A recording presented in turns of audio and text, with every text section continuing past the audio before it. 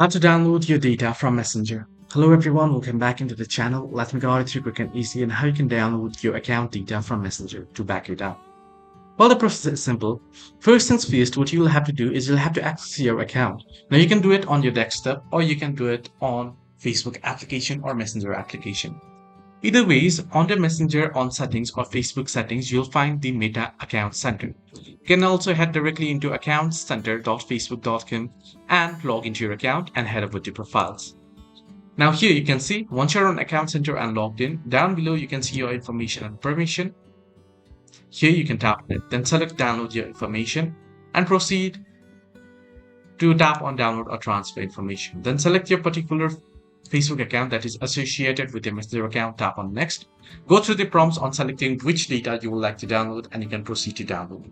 So this is how you can easily download your or back up your data from Messenger. Hope this video was helpful. Do like and subscribe as well.